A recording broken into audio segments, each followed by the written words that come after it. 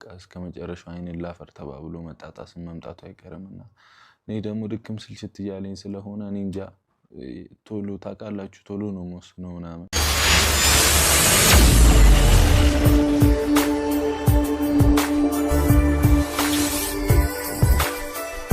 ዛሬ እንግዲህ ሀይሚ ማለት ነው የመጨረሻ ብሩክ አሰቃይቷታል ማለት ነው። ምክንያቱም እንግዲህ በእሷ ክፍል ውስጥ ገብቶ አልወጣም ብሎ ከሻወር ስትወጣ የመጨረሻ ነው። ግን እኮ እንዴት ነው ነገሩ? ሁላቸውንም ይፈታተናል። በተለይ ለወንድ ልጅ እና እንደዚህ በዚህ ሁኔታ ከባድ ነው የምሬን ማለት ነው። ምን እንደምል ቃል የለኝም። ከዚህ ባሻገር ግን ሁለታቸው ሀይሚና ብሩክ ለምንድን ነው ልጅቷን የሚያወሯት እንዴ? ወይ ወደ ሚዲያ ልታመጧት ፈልጋችሁ ነው ወይስ አልገባኝም። ለምንድን ነው ብሎክ የማታደርጓት? በዚህ መሀል እኮ ልጅቱ ሁለታችሁንም የሚያናድድና የሁለታችሁንም ህይወት ለመበጥበጥ ያደረገችው ሴራም ሊሆን ይችላል። ምክንያቱም ያለፈ ነገር ነው እያለ ብሩክ ብዙ ጊዜ እየተናገረ ነው።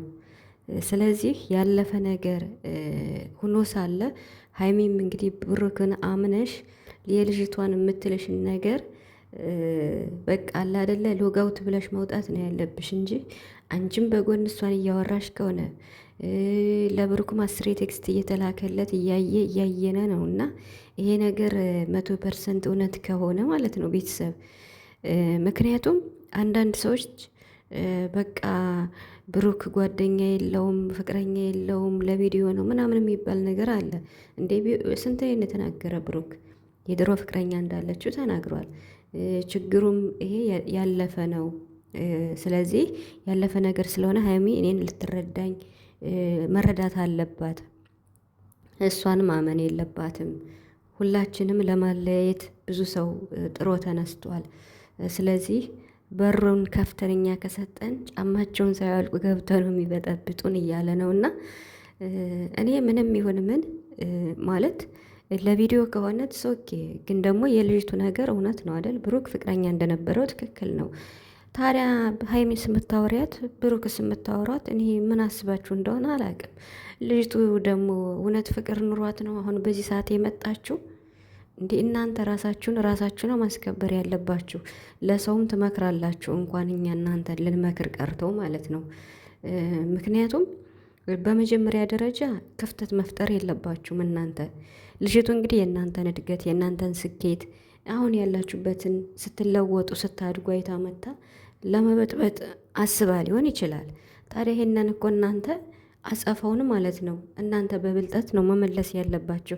ሁለታችሁ እንደዚህ እየተባባላችሁ ረበስማም። ብሩክ ደግሞ አላቅም እንግዲህ አንዳንድ በሚናገራቸው ነገራቶች እንግዲህ ሀይሚ የመጨረሻ ነው የምትሰደበው ማለት ነው። እና አይፈልግሽም አይነካሽም። እንግዲህ ብሩክ በእንጨትም አልነካሽ ምናምን የሚል ቃል ተናግሯል። እና እውነት ይሄ ነገር ለቪዲዮ ማሳመሪያ ካልሆነ እኔ ይሄን ቃላት ከብሩክ ስሰማ ደንግጫለሁ ማለት ነው።